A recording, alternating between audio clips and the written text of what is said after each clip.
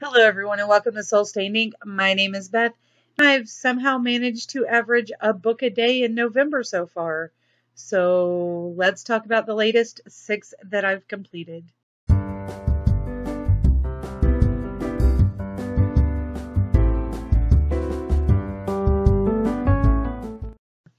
The first book I completed in the past week was The Seven Husbands of Evelyn Hugo by Taylor Jenkins Reid. Basically, this is about a classic movie star from the 50s, 60s, 70s, and 80s.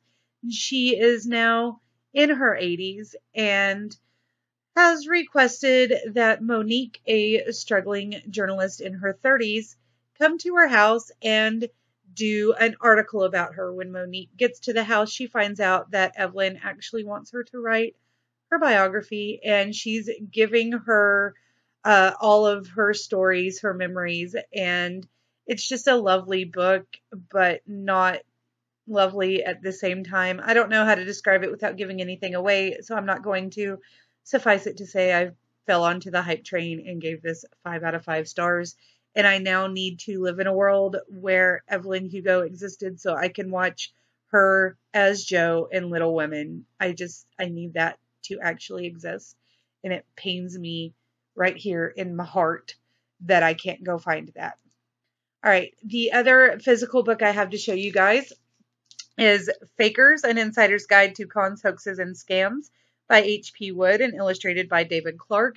Now, this is a middle grade nonfiction book, and I gave it a 3 out of 5 stars. It is just exactly what it sounds like. It is a series of chapters and short paragraphs that are discussing different types of scams and different people who have been hoaxers and con artists.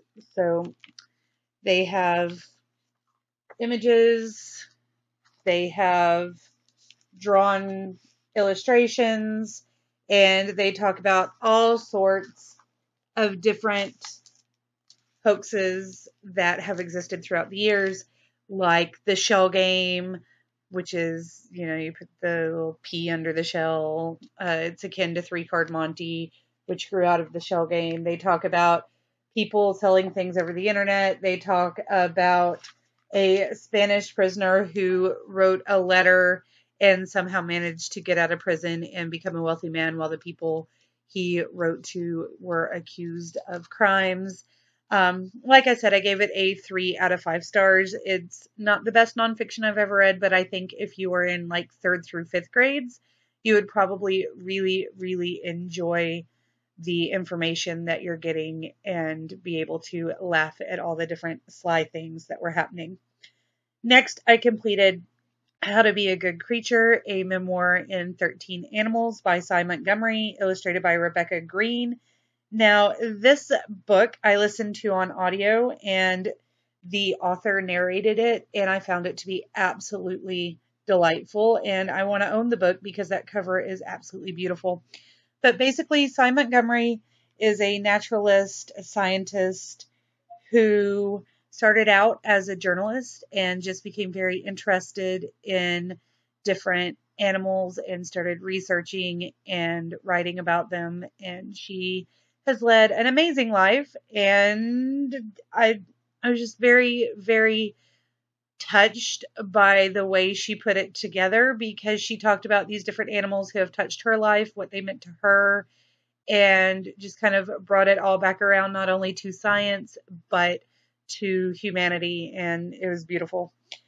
I next finished Normally This Would Be Cause for Concern, which was the 2014 memoir of Danielle Fishel, who played Topanga on Boy Meets World and Girl Meets World. And I loved it. I gave this a 4 out of 5 stars. It ended with her having just married Tim. I've forgotten his last name. And they were married for about 2 years. So she did just recently get married again. I've been watching it on the Instagrams, and I just thought I would mention that at the age of about 37, she's still absolutely beautiful and hilarious. And the writing style in the book definitely matched what I thought her writing style was going to be because it was very conversational and humorous. and it just felt like you were sitting down and talking with one of your best friends, which I loved because I have always thought of Topanga Lawrence as one of my best friends, even though she doesn't, actually exist. So it was nice to see that Danielle had that type of voice in her writing. And then I listened to Bookish Boyfriends, A Date with Darcy. This is by Tiffany Schmidt and is the first in a new series. This is a 2018 contemporary release. I don't normally read contemporaries, but it sounded interesting. And basically, this girl goes to a new school and suddenly her life seems to parallel the books that she is reading in English class. And there may be a little bit of magical realism involved. I loved it. I thought the voice was very cute and very authentic for a 15-year-old girl. She had parents that were very much involved in her life, and a snarky sister that was about a year or two younger than her, and an older sister that she gets to know a little bit better towards the end of the book. And just overall, it was very, very adorable. And I've given it a 4 out of 5 stars, which is really, really high rating for a contemporary from me. And I'm definitely looking forward to seeing what Tiffany Schmidt brings as the second book in this series.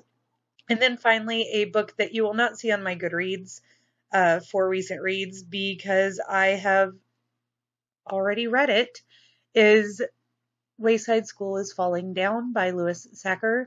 Elena is loving the Wayside School books, and we have listened to the audio for them 3 times now. There are 3 books, and we've listened to the audio to them 3 times apiece since August.